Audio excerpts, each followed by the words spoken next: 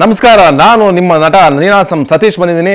ಯಾಕೆಂದ್ರೆ ಇವತ್ತು ನಿಮಗೋಸ್ಕರ ನ್ಯೂಸ್ ಓದಬೇಕು ಅಂತ ಬಂದಿದ್ದೀನಿ. ಅದಕ್ಕೋಸ್ಕರ ನೀವು ಯಾರು ಆ ಕಡೆ ಈ ಕಡೆ ಅಳ್ಳಾಡ್ದಂಗೆ ಕಿವಿಗೊಟ್ಟು ನನ್ನನ್ನು ನೋಡ್ತಾ ಇರಿ, ಕಿವಿಗೊಟ್ಟು ನನ್ನ ಮಾತನ್ನ ಕೇಳಿಸ್ಕೋತೀರಿ, ನನ್ನನ್ನೇ ನೋಡ್ತಾ ಇರಿ. ಓದ್ತೀನಿ ತಗೊಳ್ಳಿ ಹೆಡ್ಲೈನ್ಸು. ಸಂಬಂಧ ಮರೆತು 2 ಲಕ್ಷದ ಬೇಡಿಕೆ ಇಟ್ಟಿದ್ದು, ಸಿಕ್ಕಿ ಬಿದ್ದಾಗಲೇ ಗೊತ್ತಾಗಿದ್ದು ಒಡ ಹುಟ್ಟಿದವಳ ಅಸಲಿಯತ್ತು.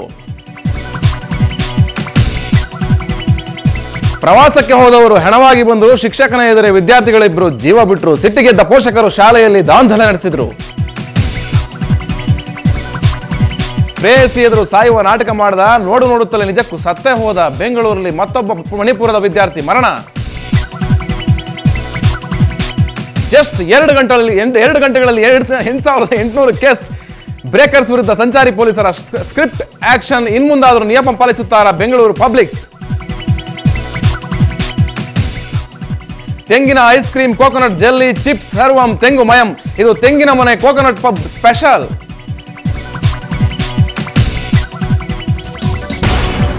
ಡಿಜೆ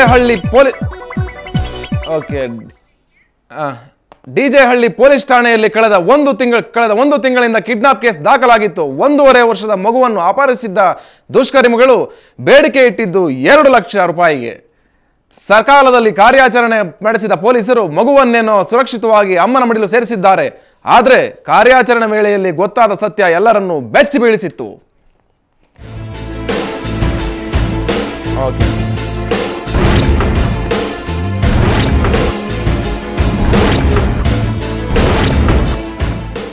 ಜಗತ್ತಿನಲ್ಲಿ ಆಧುನಿಕತೆ ಹೆಚ್ಚಾದಂತೆ ಮಾನವ ಸಂಬಂಧಗಳು ಮೌಲ್ಯ ಕಳೆದುಕೊಳ್ಳುತ್ತಿವೆ.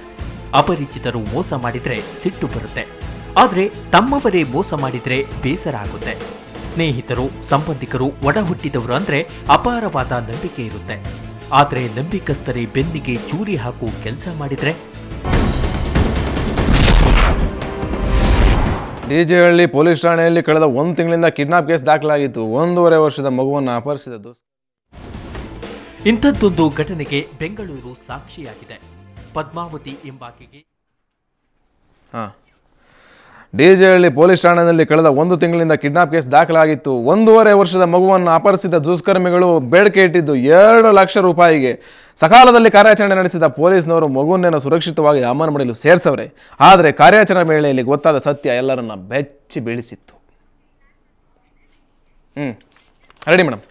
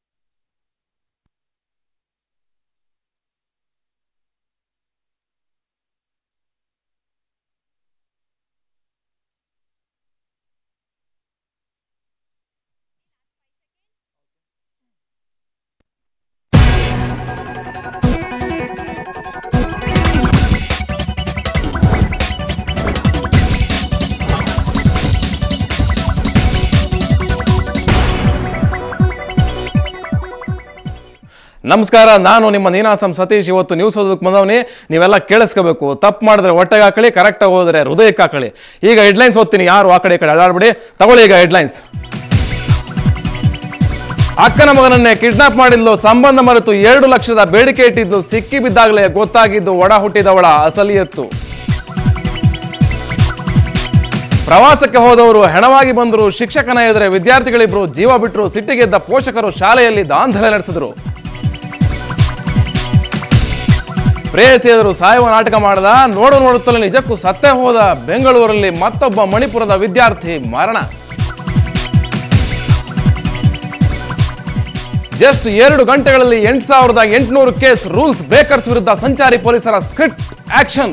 ಇನ್ಮುಂದಾದರೂ ನಿಯಮ ಪಾಲಿಸುತ್ತಾರಾ ಬೆಂಗಳೂರು ಪಬ್ಲಿಕ್ಸ್? ತೆಂಗಿನ ice cream, coconut jelly, chips, ಸರ್ವಂ ತೆಂಗುಮಯಂ. ಇದು ತೆಂಗಿನ ಮನೆ ಕೋಕೋನಟ್ ಪಬ್ ಸ್ಪೆಷಲ್.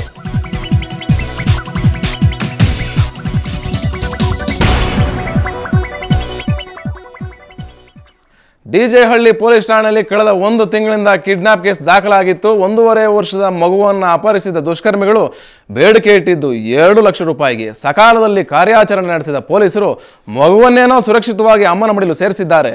ಆದರೆ ಕಾರ್ಯಾಚರಣೆ ವೇಳೆಯಲ್ಲಿ ಗೊತ್ತಾದ ಸತ್ಯ ಎಲ್ಲರನ್ನ ಬೆಚ್ಚಿ ಬೀಳಿಸಿತ್ತು.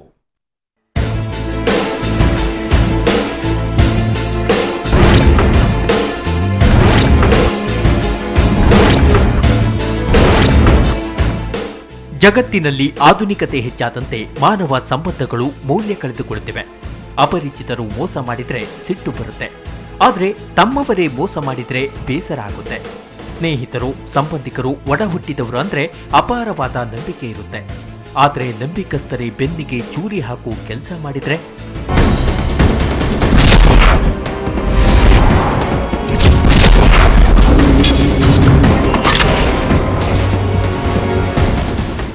ಇಂಥದ್ದೊಂದು ಘಟನೆಗೆ ಬೆಂಗಳೂರು ಸಾಕ್ಷಿಯಾಗಿದೆ. ಪದ್ಮಾವತಿ ಎಂಬಾಕೆಗೆ 2 ತಂಗಿಯರು, ಒಬ್ಬ ಮಗ. ಈ ಪದ್ಮಾವತಿಯ ಮಗ ಇತ್ತೀಚೆಗೆ ಕಿಡ್ನಾಪ್ ಆಗಿದ್ದ. ಅಪಹರಿಸಿದವರು 2 ಲಕ್ಷ ಒತ್ತೆ ಹಣದ ಬೇಡಿಕೆ ಇಟ್ಟಿದ್ರು. ದುಡ್ಡು ಎಷ್ಟಾದ್ರೇನಂತೆ, ಮಗನ ಜೀವನ ಉಳಿದ್ರೆ ಸಾಕು ಅಂತ ಪದ್ಮಾವತಿ ಒತ್ತೆ ಹಣ ನೀಡಲು ಒಪ್ಪಿಕೊಂಡಿದ್ರು. ಒತ್ತೆ ಹಣದೊಂದಿಗೆ ಮಂತ್ರಿ ಮಾಲ್ ಬಳಿ ಬರುವಂತೆ ಅಪಹರಣಕಾರರು ಹೇಳಿದ್ರು. ಅದರಂತೆ ಪದ್ಮಾವತಿ ಮಗನ ಬಿಡುಗಡೆಗೆ ಹೊರಟರು. ಅವರು ಮಾಡಿದ ಒಂದು ಒಳ್ಳೆ ಕೆಲಸ ಅಂದ್ರೆ ಇದರ ಮಾಹಿತಿಯನ್ನ ಪೊಲೀಸರಿಗೆ ತಿಳಿಸಿದ್ದು.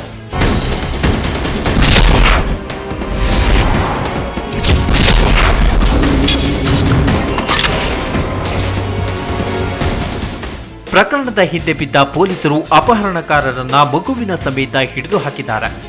ಆವಾಗಲೇ ಗೊತ್ತಾಗಿದ್ದು ಕಿಡ್ನಾಪರ್ಸ್ ಬೇರೆ ಯಾರೂ ಅಲ್ಲ, ಮಗುವಿನ ತಾಯಿಯ ಸ್ವಂತ ತಂಗಿ ಹೇಮಾವತಿ ಮತ್ತವನ ಗೆಳೆಯ ಫಯಾಜ್ ಅಂತ.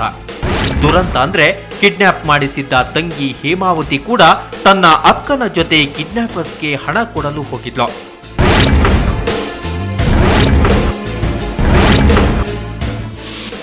ಅದೇ ಸರ್, ನಮ್ಗೆ ದುಡ್ಡು ಬೇಕಾಯಿತು. ಏನೋ ಪೊಲೀಸ್ ಹತ್ರ ಏನೋ ಹೋಗಿದ್ರೆ ಮಗುನ ಏನಾದ್ರು ಮಾಡಿಬಿಡ್ತೀವಿ. ಈಗ ನಮಗೆ ಎಷ್ಟು ಗಂಟೆಗೆ ಏನು ಮಾಡಬೇಕು ಅಂತ 4 ಗಂಟೆಗೆ ಫೋನ್ ಮಾಡ್ತೀವಿ ಅಂತ ಹೇಳ್ಬಿಟ್ಟು ಕಟ್ ಮಾಡಿಬಿಟ್ರು ಸರ್. ಆಮೇಲೆ ನಾವು ದುಡ್ಡೆಲ್ಲ ರೆಡಿ ಮಾಡಿಕೊಂಡು ಸರಿ ಆಯಿತು, ಪೊಲೀಸಕ್ಕೆ ಹೋಗೋಕ್ಕೆ ಭಯ ಇತ್ತು. ಪಕ್ಕದ ಮನೆಯವ್ರ ಹತ್ರ ಹೇಳ್ಬಿಟ್ಟು ಒಂದು FIR ಕೊಡೋಕ್ಕೆ ಹೇಳ್ಬಿಟ್ಟು ಇನ್ನು ಹೆಚ್ಚು ಕಡಿಮೆ ಆದರೆ ಕಷ್ಟ ಆಗುತ್ತೆ ಅಂತ ಅವ್ರು ಕಳಿಸ್ಬಿಟ್ಟು ಮಾಡಿದ್ವಿ. ಹಣದ ಆಸೆಗೆ ರಕ್ತ ಸಂಬಂಧವನ್ನು ಲೆಕ್ಕಿಸದೆ ಅಪರಾಧಕ್ಕಿಳಿದಿದ್ದ ಹೇಮಾವತಿ ಜೈಲು ಪಾಲಾಗಿದ್ದಾಳೆ. ಇನ್ನ ಪದ್ಮಾವತಿಗೆ ಒಂದೆಡೆ ಮಗು ಸಿಕ್ಕ ಸಂತಸವಿದ್ರೆ, ಮತ್ತೊಂದೆಡೆ ತನ್ನ ಒಡ ಹುಟ್ಟಿದವಳೆ ಹೀಗೆ ಮಾಡಿದಳಲ್ಲ ಅನ್ನೋ ಬೇಸರವಿದೆ. ಅಶ್ವಥ್, SN, ಕ್ರೈಮ್ ಬ್ಯೂರೋ, ಸುವರ್ಣ ನ್ಯೂಸ್ 24/7 ಬೆಂಗಳೂರು. ಬೇಸಿಗೆ ಶಿಬಿರ ಮುಗಿಸಿ ಪ್ರವಾಸಕ್ಕೆ ಹೋಗಿದ್ರು ಪಾಪ ವಿದ್ಯಾರ್ಥಿಗಳು. ಎಲ್ಲ ಸರಿಯಾಗಿದ್ರೆ ಇಷ್ಟೊತ್ತು ಮನೇಲಿರಬೇಕಾಗಿತ್ತು. ಆದರೆ ದುರಾದೃಷ್ಟವಶಾತ್ 2 ವಿದ್ಯಾರ್ಥಿಗಳು ನೀರು ಬಿದ್ದು ಪ್ರಾಣ ಕಳ್ಕೊಂಡವ್ರೆ ಕಣ್ರಿ. ಪ್ರಾಣ ಉಳಿಸಬೇಕಾಗಿದ್ದ ಶಿಕ್ಷಕ ಎಸ್ಕೇಪ್ ಆಗವನೆ. ಬೇಸರಗೊಂಡ ಪೋಷಕರು ಶಾಲೆಯ ಕಿಟಕಿ ಗಾಜುಗಳನ್ನು ಪುಡಿ ಪುಡಿ ಪುಡಿ ಮಾಡವ್ರೆ.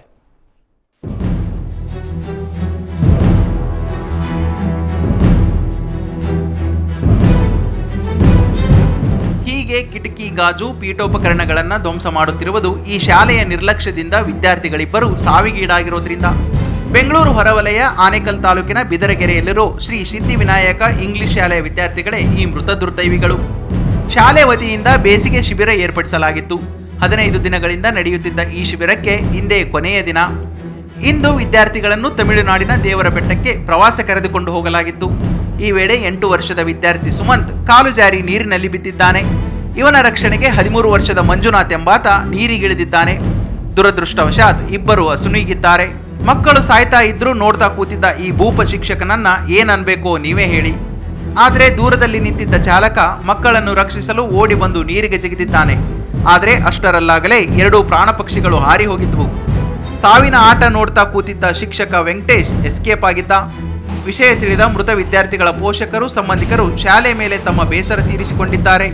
ಆ ಮಕ್ಕಳಿಗೆ ಏನ್ ಹೇಳಿದಾರೆ ಅಂದ್ರೆ ಈಜೋಡಿಯಕ್ಕೆ ಹೋಗ್ರಿ ಅಂತ ಹೇಳಿ ಕಳಿಸ್ಕೊಟ್ಟಿದ್ದಾರೆ. ಶಿಕ್ಷಕರು ಬೇಜವಾಬ್ದಾರಿತನದಿಂದ ಇದಾಗಿರೋದು.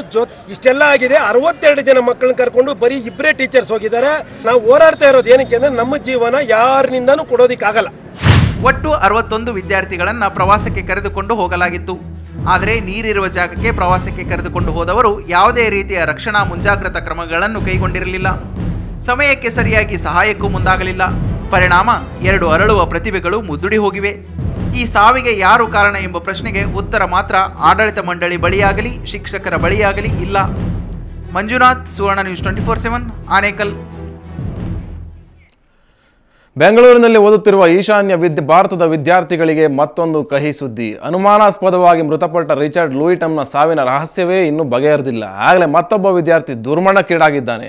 ಈ ಸಲ ನೇಣಿಗೆ ಬಿದ್ದವನು ಇಂಜಿನಿಯರಿಂಗ್ ವಿದ್ಯಾರ್ಥಿ ಹಿಶಾಮ್ ಜಾಕೋ ಸಿಂಗ್.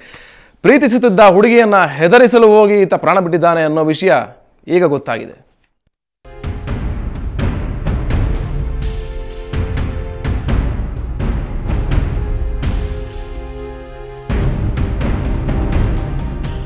ಈತನ ಹೆಸರು ಹಿಶಾಮ್ ಜಾಕೋ ಸಿಂಗ್. ಮಣಿಪುರದ 24 ವರ್ಷದ ಜಾಕೋ ಸಿಂಗ್ ಹೊಸೂರು ರಸ್ತೆಯ ಚಂದಾಪುರ ಬಳಿಯ ಬೆಂಗಳೂರು ಕಾಲೇಜ್ ಆಫ್ ಎಂಜಿನಿಯರಿಂಗ್ನಲ್ಲಿ 3ನೇ ಸೆಮಿಸ್ಟರ್ ಮೆಕ್ಯಾನಿಕಲ್ ಎಂಜಿನಿಯರಿಂಗ್ ಓದ್ತಾ ಇದ್ದ. ಮೈಕೋ ಲೇಔಟ್ನ ಸದಗುಂಟೆಪಾಳ್ಯದ ನಿಜಾಮ್ ಎಂಬುವರ ಮನೆಯಲ್ಲಿ ಸ್ನೇಹಿತರ ಜೊತೆ ಬಾಡಿಗೆಗಿದ್ದ. ಇಂದು ಮಧ್ಯಾಹ್ನ ನೇಣು ಬಿಗಿದ ಸ್ಥಿತಿಯಲ್ಲಿ ಈತನ ಶವ ಪತ್ತೆಯಾಗಿದೆ.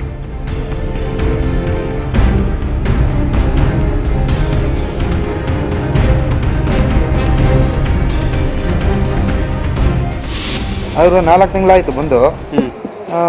ಅವರು ಏನು ಅವ್ರ ಬಾಡಿ ಕೊಟ್ಟಿದ್ದೀವಿ. ಅವ್ರು ಏನು ಮಾಡ್ಕೊಂಡಿದ್ದಾರೆ, 4 ಫ್ರೆಂಡ್ಸ್ ಇದ್ರು.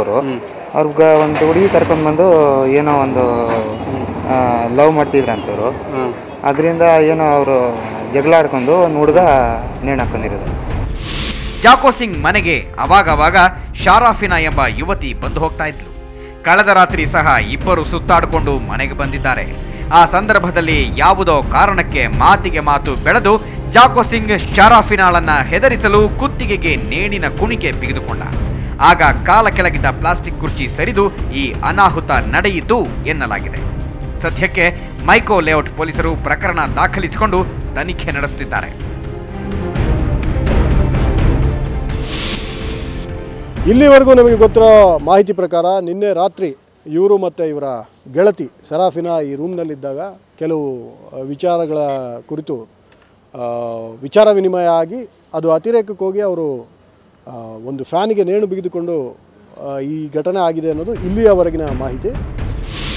ಈಶಾನ್ಯ ಭಾರತದ ಯುವಕ ಯುವತಿಯರಿಗೆ ಬೆಂಗಳೂರು ನೆಚ್ಚಿನ ವಿದ್ಯಾಕೇಂದ್ರವಾಗಿದ್ದು ಇಂಥ ಘಟನೆಗಳು ದೂರದಿಂದ ಬಂದ ಅವರನ್ನ ಭಯಕ್ಕೀಡು ಮಾಡುತ್ತಿರುವುದು ಸಹಜ. ಇತ್ತೀಚೆಗಷ್ಟೇ ಆಚಾರ್ಯ ಎಂಜಿನಿಯರಿಂಗ್ ಕಾಲೇಜ್ ವಿದ್ಯಾರ್ಥಿ ರಿಚರ್ಡ್ನ ಅನುಮಾನಾಸ್ಪದ ಸಾವು ರಾಷ್ಟ್ರೀಯ ಮಟ್ಟದಲ್ಲಿ ಸುದ್ದಿಯಾಗಿತ್ತು. ಈಗ ಈ ಘಟನೆ. ಪೊಲೀಸರು ಸೂಕ್ತ ತನಿಖೆ ಕೈಗೊಂಡು ಸಾವಿನ ನಿಖರ ಕಾರಣ ಪತ್ತೆ ಹಚ್ಚಿದರೆ ಭಯ ನಿವಾರಣೆಯಾದೀತು. ದತ್ತರಾಜ್ ಪಡ್ಕೋಣೆ, ಕ್ರೈಮ್ ಬ್ಯೂರೋ, ಸುವರ್ಣ ನ್ಯೂಸ್ 24/7, ಬೆಂಗಳೂರು. ಬೆಳಗಿನ ಜಾವ ಟ್ರಾಫಿಕ್ ಪೊಲೀಸರು ಇರೋದಿಲ್ಲ, ಮನಸ್ಸಿಗೆ ಬಂದಂಥ ಗಾಡಿ ಓಡಿಸ್ಕೊಂಡು ಹೋಗ್ಬೋದು ಅಂತ ನೀವೇನಾದರೂ ಅಂದ್ಕೊಂಡಿದ್ರೆ ಅದು ತುಂಬ ತಪ್ಪು. ಹಾಗೆ ಅಂದ್ಕೊಂಡು ಇವತ್ತು ಬೆಳಗ್ಗೆ ಮನೆಯಿಂದ ಹೊರಟವರು ಸಿಕ್ಕಿಬಿದ್ದು ದಂಡ ಕಟ್ಟವ್ರೆ. ಬೆಳಗಿನ ಜಾವಲ ಕೇವಲ 2 ಗಂಟೆಗಳ ಕಾಲದಲ್ಲಿ ಸಂಚಾರ ನಿಯಮ ಉಲ್ಲಂಘಿಸಿದವರನ್ನ ತಡೆದ ಟ್ರಾಫಿಕ್ ಪೊಲೀಸರು ಬುಕ್ ಮಾಡಿರೋ ಕೇಸ್ ಎಷ್ಟು ಗೊತ್ತೇ? 8,800.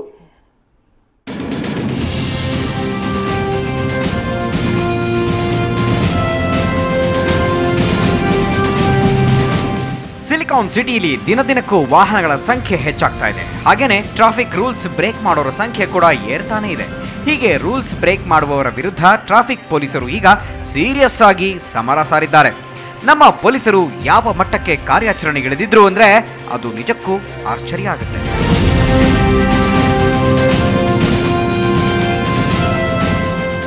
ಇವತ್ತು ಬೆಳಗ್ಗೆ 6 ಗಂಟೆಗೆ ರೋಡಿಗಿಳಿದ ಟ್ರಾಫಿಕ್ ಪೊಲೀಸ್ 8 ಗಂಟೆವರೆಗೆ ಟ್ರಾಫಿಕ್ ರೂಲ್ಸ್ ಬ್ರೇಕ್ ಮಾಡಿದ ಬರೋಬ್ಬರಿ 8,500 ಕೇಸ್ಗಳನ್ನು ದಾಖಲಿಸಿದ್ದಾರೆ. ಅಂದ್ರೆ ಜಸ್ಟ್ 2 ಗಂಟೆಗಳಲ್ಲಿ ಇಷ್ಟೊಂದು ಕೇಸ್ಗಳು, ಅದು ಒಂದೇ ಊರಲ್ಲಿ. ಅಂದ್ರೆ ಇದಕ್ಕಿಂತ ರೆಕಾರ್ಡ್ ಇನ್ನೊಂದು ಸಿಗಲ್ಲ ಅನ್ಸುತ್ತೆ. ಸಿಗ್ನಲ್ ಜಂಪ್ ಮಾಡೋದು, ಓವರ್ ಸ್ಪೀಡಿಂಗ್ ಮಾಡೋದು, ಇದೆಲ್ಲ ಬಹಳ ಜಾಸ್ತಿ ಇದೆ. ಬೆಳಿಗ್ಗೆ ಹೊತ್ತು ಡಿಸಿಪ್ಲಿನ್ ಸ್ವಲ್ಪ ರೋಡಲ್ಲಿ ಕಡಿಮೆ ಇರ್ತದೆ, ಯಾಕಂದರೆ ಪೊಲೀಸರು ಇಲ್ಲ ಅಂತ. ಅದಕ್ಕಾಗಿ ಇವತ್ತು ನಾವು ಒಂದು ಟೆಸ್ಟ್ ಡ್ರೈವ್ ಮಾಡೋಣ ಅಂತ ಬೆಳಿಗ್ಗೆ ಮಾಡಿದ್ದೀವಿ. 6ರಿಂದ 8 ಗಂಟೆವರೆಗೂ ಎಲ್ಲ ಟ್ರಾಫಿಕ್ ಆಫೀಸರ್ಸು ಸುಮಾರು ಜನ ಉಲ್ಲಂಘನೆ ಮಾಡ್ತಾ ಇರೋರು ಇವತ್ತು ಸಿಕ್ಕಾಕೊಂಡಿದ್ದಾರೆ. ಸುಮಾರು 8,800 ಕೇಸ್ ನಾವು ಇವತ್ತು ಬುಕ್ ಮಾಡಿದ್ದೀವಿ ಬೆಳಿಗ್ಗೆ ಮುಂಜಾನೆ. ಈ ಕೆಲಸವನ್ನ ನಮ್ಮ ಪೊಲೀಸರು 24/7 ಮಾಡಿದ್ರೆ ಇನ್ನಷ್ಟು ಕೇಸ್ಗಳು ಬುಕ್ ಆಗುತ್ತವೆ. ಅದಕ್ಕಿಂತ ಹೆಚ್ಚಾಗಿ ಟ್ರಾಫಿಕ್ ರೂಲ್ಸ್ ಬ್ರೇಕ್ ಆಗೋದು ತಪ್ಪುತ್ತೆ. ಜನರಲ್ಲಿ ಸಂಚಾರಿ ನಿಯಮದ ಅರಿವು ಮೂಡುತ್ತೆ. ಅಪಘಾತಗಳ ಸಂಖ್ಯೆ ಕೂಡ ಕಡಿಮೆ ಆಗುತ್ತೆ.